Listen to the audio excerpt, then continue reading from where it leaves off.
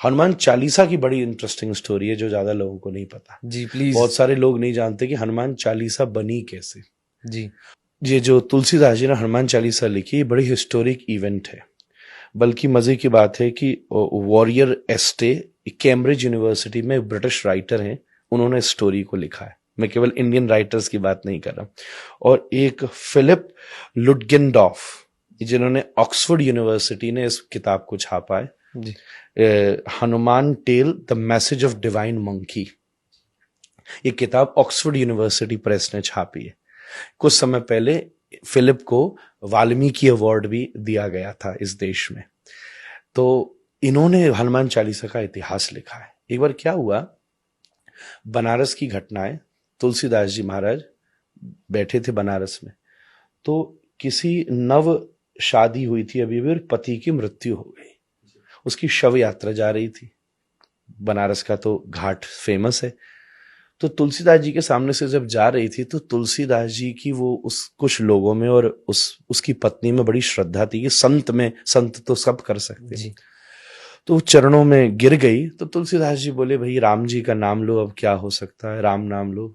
फिर भी उसका इतना भरोसा पक्का था कि तुलसीदास जी बैठ के नाम कीर्तन करते रहे और श्री राम जय राम जब करते रहे तो थोड़ी देर में वो पति उठ गया।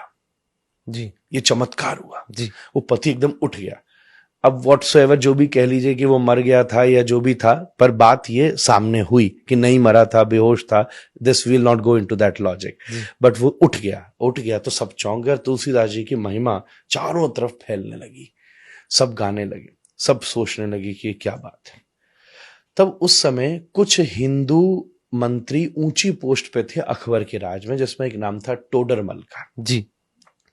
खाने खां भी एक नाम था। ये सब कुछ थे जो अपने हिंदू समाज के लोग थे पर ऊंचे स्टेटस। टोडरमल जी ने ही साहिबजादियों की शहीदी पे जो मुद्राएं दान की थी जी, दुनिया की सबसे महंगी जगह, सबसे महंगी। जी, तो उन्हें उनके माध्यम से पता चला अकबर को कि कोई एक संत है बनारस में जो ऐसा काम कर गया, चमत्कार कर गया।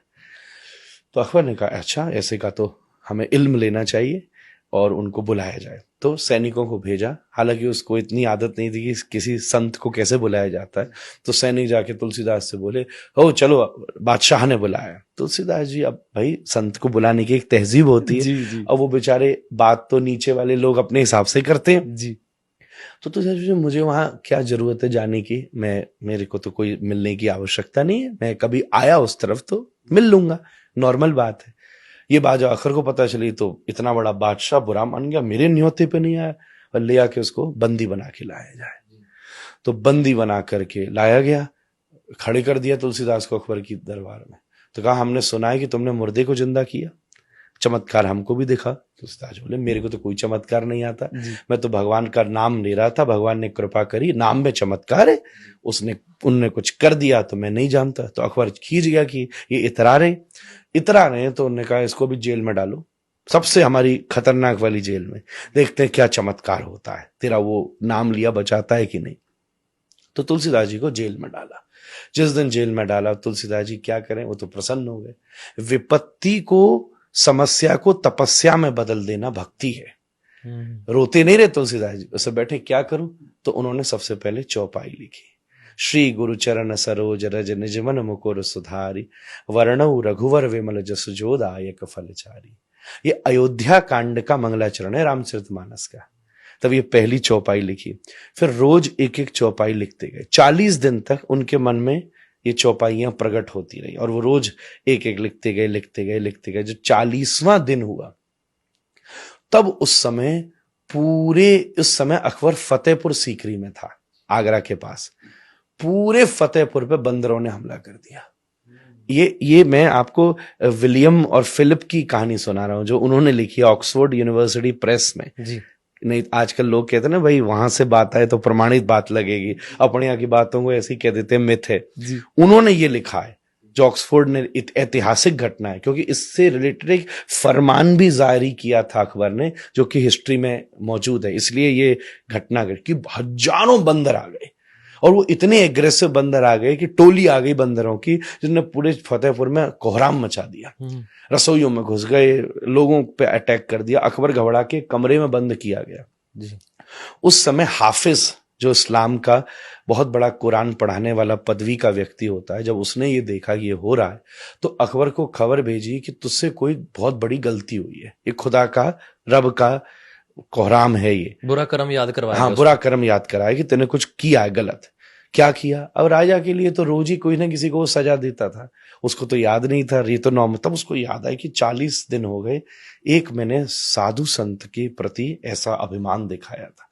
तो कहते अकबर खुद गया, तुलसीदास जी से माफी मांगी कि मुझसे भूल हो गई, आप क्षमा करिए। तुलसीदास जी ने जैसे ऊपर देखकर हाथ जोड़ा, धीरे धीरे सब बंदर वापस चले गए, एकदम से वहां से वापस लौट गए, सब लौट गए। तो उसके मन में श्रद्धा और जग गई, तो उसने कहा मेरे लिए क्या आज्ञा है, मैं क्या पश्चाताप करूं। तो तुलसीदास जी ने उसको आज्ञा दी कि तू इसी समय फतेहपुर छोड़कर चला जा।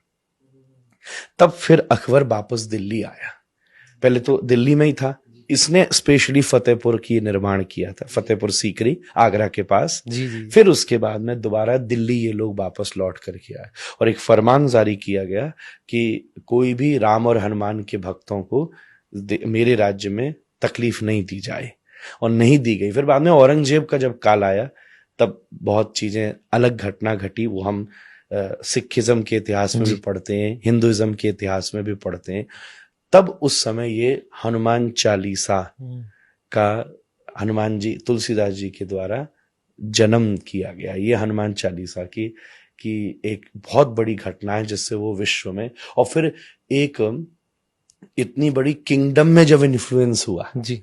भक्ति काल में तो बहुत सारे जन हुए, पर जब एक राजा ही किसी को समर्पित हो गया, तो फिर तुलसीदास जी का इन्फ्लुएंस, गोस्वामी जी का, पूरे नॉर्थ इंडिया में धीरे धीरे धीरे धीरे चारों तरफ व्याप्त होने लगा। दोहा और चौपाई इससे युक्त ये हनुमान चालीसा उन्होंने दुनिया को दी, जिसका आज लोग पाठ करते हैं तो अलग अलग एक्सपीरियंस करते हैं।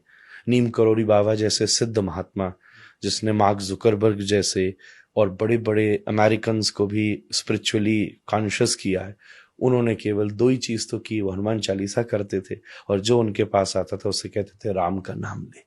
इतना बड़ा सिद्ध महात्मा, कोई नहीं बता रहा था कि तू यहाँ जाके पुड़िया बांधा, यहाँ जाके डोरा चढ़ाया, यहाँ जाके तेल चढ़ाया।